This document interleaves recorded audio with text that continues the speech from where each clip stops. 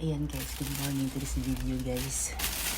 Yung wala ng laman na mineral water, kalimutan kong ilabas. Sabi ko pa naman tumawag ako ng umorder ako na ilabas ko.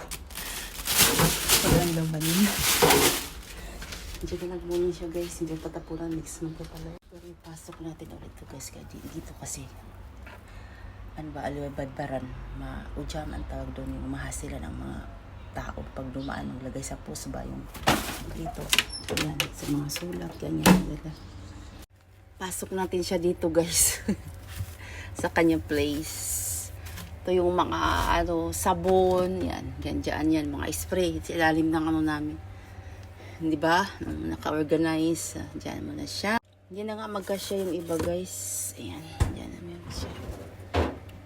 Mat guys, ayan, kuhanin natin dito sa ilalim ng ng anak ko, yung sa table study. Dito sa ng kama ko, kuhanin natin to mat, ayan. Pag natin bagay guys sa washing. Dito ko sa labas pinapagpagay kasi yung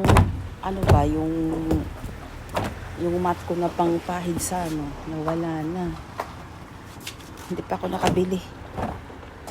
Pagpag mo na bago ilagay sa washing kasi nakabuk. Wala yung pang roller ko, naubos na. Guys, wala nang laman. Bili ng pang spare, ayan.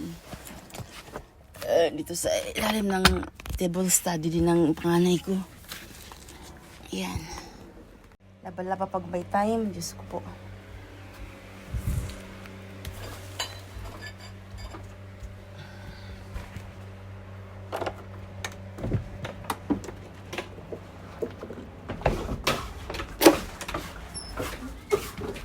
Pag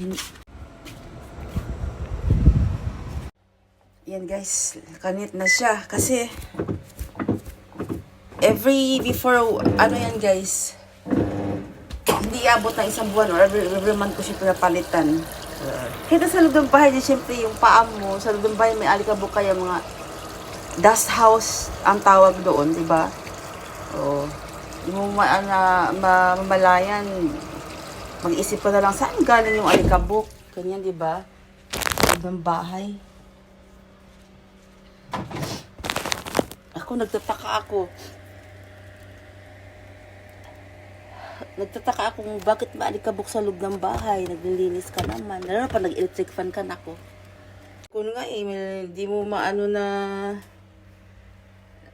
sa akin galing yung alikabok ng aircon, di ba? Mag-filter niya, maglilinis ka.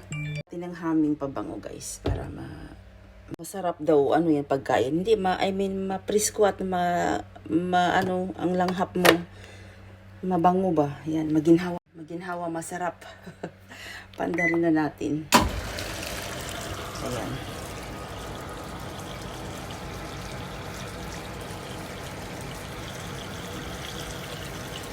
Palitan na natin guys. Sa ilalim ng mga desk nila. Table study. Ayan. Wala na to kasi gumaduate yung panganay ko, diba? Ng elementary, junior, yung junior high school, senior high school. Ginagamit to ng anak ko. Ilipat ko to sa kwarto ko para magamit na ko. Tapos yung study table ni Bunso, ilagay ko dito. Kasi bumukod na si Bunso, siya ang pumalito sa atin niya na kwarto Pero pupunta pa rin sa kwarto ko. Tapos ito palit natin dito sa kwarto ko sa may.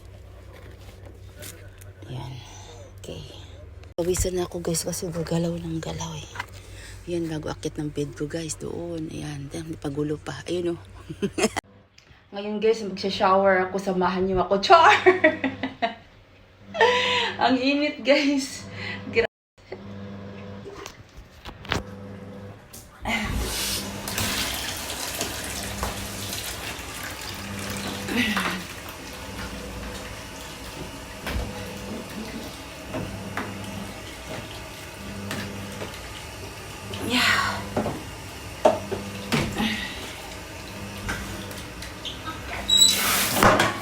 Hala.